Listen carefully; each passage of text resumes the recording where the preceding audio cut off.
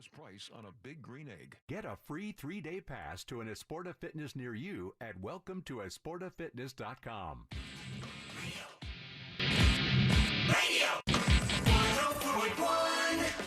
Tomorrow night, Hard Rock Live. It's Bob Saget. I can definitely say a good friend of the show. I mean, every time he's in town, he doesn't visit once. He visits 2 or 3 times, and we love seeing him. And man, I think we've been seeing him for at least a decade, if not more than that. Coming on the show. So it's good having him. Welcome back to the Monsters. I'm Russ, along with Angel and Carlos and Ryan and Savannah. Yes, Angel. No, I just had a question for Bob in regards to this. Your demeanor, the way that you carry yourself, something that you said earlier about how important it's just to make people laugh. Where do you think, for you, what event in your life or anything that happened that helped you get to that mindset? Because that's not something that you find easily. No, and I was saying during the break, I have a song that I close my show with called "I Don't Do Negative," and that'll be the name of my next special. And the whole thing is, it's harder to be positive. It's pretty easy to go down the negative rabbit hole because everybody's hurting. Everybody's mad at something. If they got all the money in the world, they're mad at their ex, or they want something they don't have. If they have nothing, they're mad because they have nothing. I mean, people are sick, So I've been just trying to bring whatever positive energy I can. It sounds so annoying to people that I hate analyzing it, but it's the truth. We were just talking about during the break. There's too much yelling. I can't take the yelling. I can't turn on the news no matter what channel it is. And I watch all the news. I watch everything. I want to know every viewpoint of people. And because I'm kind of like, I look at it like an outsider, because if I get inside, I get angry. I don't want to be yelling at the TV like everybody else, I'll be in an Elvis jumpsuit just firing away. Blowing up the plasma. But I just want people to have a great time, and that's my job, is that they leave and they go, man, I feel so much better, because most of them poop in their seat. But I like my audience to be incontinent. Hey, Bob, tell me about, because I'm fascinated with the Comedy Store and that documentary and the boot camp you basically, as a comic, have to go through, or had to go through. I guess in the day, I don't know if it's still the same way, but in the day, just to make it on stage at the Comedy Store, it really was amazing. And to see all of the talent that went through there, and I'm just curious, like, your time at the Comedy Store, what was it like getting started there, and who did you bump into, and all that stuff? Well, it was I've been talking about it a lot lately because people are fascinated. My friend Mike Binder directed that, and he directed a bunch of movies, a bunch with Kevin Costner. One was Don't Look Back, I believe it was called. Oh, yeah. Joan Allen, and he's a really good director. He did Mind of the Married Man on HBO. I directed one of those because Mike said, you want to direct one. And he makes this 4 or 5 part documentary for Showtime. Mm-hmm. Unbelievably well done. And he talked to everybody because that's where we came up. So when I first started, my first MC was Letterman, and literally the night that I went up, first I got accepted to be a regular, which is this big achievement that you get to be a non-paid regular, because at that time there was a strike a couple years later. Comedy Store strike. It's pretty tragic. Did you have to work the door? Because they said, I remember seeing it, and they said a lot of the comics had to work the door first before they even got on stage. Did that happen with you? No, I like doors. They help me get you don't know how to work rooms. them. Who doesn't love a cold doorknob at 2 a.m.? But yeah, right. Oh, I hit you a little bit too hard there, Carlos. So but I was a guy that came in. I won the student Oscar for a student film I made, a serious documentary, and then the owner, Mitzi Shore, said, "You're going to work here. You come work here for nothing. Quit grad school at USC." And so I went, okay. And so I did. But then my reward was, holy crap, I'm really a comedian. And I was on a lineup with people, Michael Keaton and Billy Crystal took me aside and said, "Where are you from?" And he was on a show called Soap at the time. Yeah. Oh, and yeah.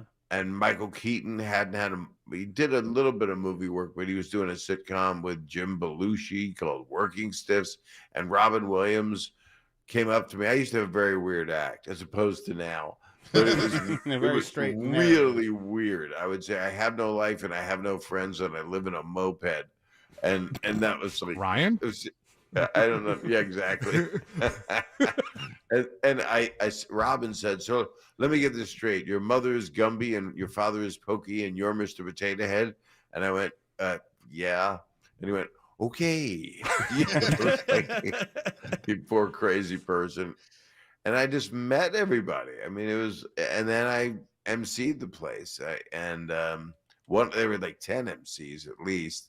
And some of them are well known and some aren't with us anymore. But Richard was the king of the Comedy Store. He helped make it what it was, and he was so kind to me. And I ended up doing a movie with him, and he didn't make it happen. The director, Richard Pryor, Michael right? Apted. Richard Pryor? Critical Condition. It was after he had the fire happen. Yeah. Is that what you were asking me? No, Russell? I know you said Richard. I wanted the audience to know it was Richard Pryor in case they didn't know. It wasn't Richard Lewis or Richard the Third. Hey, Richard Lewis is funny. Richard though, man. Lewis to this day, Bob. Let me Richard tell you, Lewis. we've done this show for a long ass time, and you're one of the greats. Obviously, you're on the Hall of Fame, but Richard Lewis came in one time. Do you remember that, Savannah? And he was on a tear. He did a segment where it was just one of those, and he came in as Richard. He left as Richard. It was like we were part of a performance piece, and it was just one of the funniest dudes. And he'd come in time after that, but what a funny, unique, hilarious dude, you know? And then he's doing okay. He went through a bit of a hard time health-wise, and he's been on Curb this season, and he's been on it a lot. And he is one of the sweetest people I've ever known, in comedy especially. And he always, when he goes on these rants, it's like, I don't know. And then once the complaining starts, it's 20 minutes. It's hilarious, though. Not a lot happens. But what's so interesting is we can identify with that because everybody's got a friend that or it's one of us that just doesn't stop. It just continues to just say how horrible everything is. And they tell you how the food won't stay in them. And then they give you descriptions you don't want to hear. But his is mostly about interpersonal relationships. He's a beautiful guy. I love comedians. And that's what I think, Russ, that the Comedy Store documentary did. Yeah. It showed a camaraderie because David Letterman didn't have to do it. You know, certain people didn't have to be there, but everybody affiliated. I asked Mike, I said, is this person doing it? This person? He said, yep. And, you know, and with what you're saying, Bob, you know what amazes me? I don't know why I love this. I just do. Like when you showed us that picture of you and one of the Three Stooges, and that building that bridge with comics from back then, I don't know. It just fascinates me. Is that the biggest, let's say, old school celebrity that you've met? Because when Carlos was telling that story, I was thinking about Jackie Mason coming in and how much I loved Jackie Mason. God, he was so very funny. But who's the biggest bridge you've made? Like, is it somebody from I guess the Three Stooges is pretty big. Well, they were robbed. You know, their producer took all their money. So Mo was poking Larry and ripping his hair out that was glued to his hair, but he would take his real hair with it, and they had to make their friendship come back together because he ripped his hair out. Man. I'm glad it wasn't an R-rated thing because he would have been hurting at both ends. But I met a lot of people. I didn't get to meet Groucho or Jack Benny. I was too young for all that. But I met pretty much. I remember meeting Bob Hope, and I never was the biggest fan, but I so appreciated what he did because it was showbiz. It was making fun of showbiz in his way, tongue in cheek. And he was incredibly nice. He was in a wheelchair and he made a joke about wearing a diaper. And I was like, wow, that's pretty soft. He wanted me to laugh. You know, that's the key is when one of the older people, one of the true, everybody calls everybody an icon or a legend. and it's like it's a little soon on some people. This 38-year-old legend, Yeah. like Yeah. okay, But I mean, yeah, when you just meant, you were talking about Robin Williams and Richard Pryor. I mean, those are two incredible legends that you came in contact with, and I would think that would be, I don't know, I think that would be pretty important in your life, right? it was also very much so. And doing this documentary I'm doing on Martin Mull, I had interviewed with Steve Martin, who I've met a few times over the years, and Eric Idle from Monty Python, and Norman Lear, and David Allen Greer, and it's just pretty. I don't know if you remember Fernwood Tonight. It was also America Tonight. Do you remember that show? It was really I do not. quite wonderful. Yeah, it was back in the 70s. But it was, Steve Martin is a genius. Oh, yeah. And there's just no bouts about it. He's on the Mount Rushmore, of Oh my God, his comedy. new show is great. His master class. Steve Martin's comedy master class. Oh, I thought you meant the show. Murders, Only Murders in the Building is great, but Haven't Carlos watched did it. his master class program as well. Man, it's unreal. Because What happened? Why didn't it work out for you? I'm trying, Bob.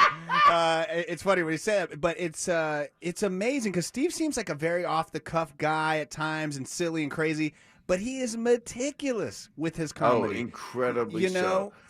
Even down to the wardrobe, why he dressed that way in that time, in that era. Absolutely. He was doing showbiz a tribute by making fun of it and acting. I'm a professional comedian. Yes. And he would play the banjo and have happy feet. He couldn't stop his feet from dancing. And he was really the first arena guy.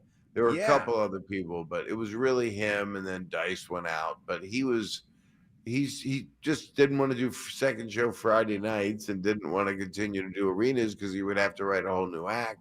And then he made The Jerk, and the rest is history. He became a bona fide, amazing movie star and one of the sweetest and smartest people in comedy that exists. And there's a bunch of people. I mean, I remember here's a cool one, Russell, you'll like this. I was at the Comedy Store hosting, and Eddie Murphy was working out Raw. Oh, wow. Working it out. So I'm on stage. I bring out Eddie Murphy. He's in I believe the red leather two-piecer. And looking literally like the Prince of the Universe. Yeah. And there's a glow on him, and he's just this beautiful human being. And he comes out, and I shake his hand, and he just gives me a look of very good, very militaristic in a way that he came there to do a job, and he's going to do it. And I remember it was a Friday night, and he did a standing ovation. The walls are rumbling. Did really well. It was cool as hell. And then when it ended, I could tell that I said, that was really good. And he looked at me. It was kind of a look of, whatever. He kind of thought, he said, I think something like, it was okay. 1 week later, and I know he didn't go up anywhere else in town because we had no lives. All we did was comedy clubs. He didn't go to the Improv. He didn't go to anywhere else. And I saw him in the all blue leather suit. And that was the night where he added like 15 or 20 minutes to that Raw hour and a half, whatever it was. And I'm telling you, I've seen Pryor go on stage, Sam Kinison, people that rumbled the room. And the walls shook at the beginning. When it was over, it was a 5-minute standing ovation. And literally, I thought there was an earthquake. It was so incredible because he's one of the best stand-ups that ever lived. So I'd like to see him go out and do it, but it's not my job to. People go, why don't they perform again? It's like, because people have reasons. Sorry, but they have. But and also it's a tough road, right, Bob? You got look at Pryor. Look how his other than his disease, look how his life ended. It was rough and drugs, and he had a tough upbringing. Throughout the whole thing, he'd be at the top, and then he would still be at the top, but he would have a real hard go. Yeah. Yeah, I think Well, Eddie's the biggest success story there might be, even though they might go, oh, he's not doing stand-up, but look at his life. He still has his family. He still has people are waiting for him to get on stage. It's like the Jay-Z story of rappers. It's like, what is the final outcome? But is for a it lot going of to those? be, Guns N' Roses Chinese Democracy? You wait to 15 years to hear it, and you're like, oh, this is not as good. I say be the legend. You're always on the top. People always want you to come back. Never come back. Oh. Well, it depends on who it is. Some people really are pulling it off. I know that the thing I'm working on now, this new 90 minutes that I'm rolling, is better than anything I ever did. And I watched some recent stuff. I think I spoke to you about it yesterday because now that we live together. By the way, stop eating my cereal. And I was here. I saw Bob's last show. You're absolutely hilarious. A lot of people were there dying, laughing. And tomorrow at the Hard Rock, I can't believe it, man. It's I'd go. Let me see here. I live a little outside. I might head up there. I'll holler at you. Do it. And, I would love it. I'm going to talk to my person. It's not my person. I don't own anyone except my wife owns me. Literally, whatever it's like I've never had that. I've been married before to someone that I still talk to. She's the mother of my kids, and she's a great person. But I try to make everybody's life better. That's what I try to do. But with us, with our relationship now, with all of you, I think we're going to be like Charlie and the Chocolate Factory. Okay. Like we're going to be I'll be your in those Veruca beds, opposing beds, laying in bed. Russ is Augustus Glump. Yes. Exactly. And I'm going to get a golden ticket, and we are going to party. Yeah. We're going to buy the highest quality masks and then the best controlled substances that none of us will do. I got some N95s, Bob. I'll be there. Bob They're Saget, really good. Go ahead. Tomorrow night at Hard Rock Live. I know you got to get on a plane. Obviously, you're welcome to call us tomorrow if you want to, but we love you to death. The listeners, I mean, I'm looking at the texting service. Everybody loves Bob Saget. Tomorrow, Hard Rock Live. Go get tickets. Make sure you go. Bob, thank you once again, buddy. I love you guys. I really do. Happy, healthy New Year. And I'm reaching out. So you get that person you don't know. Sounds good. Be well. Wear 12 masks so you look like the Elephant Man. I'll put one on my butt too. It'll be fine. I wear one on my butt. Well, you have to. If you're farting on plane. All right. Thank you, Bob Saget. You're listening to the Monsters of the Morning. When we come back, Carlos is going to take you to the top.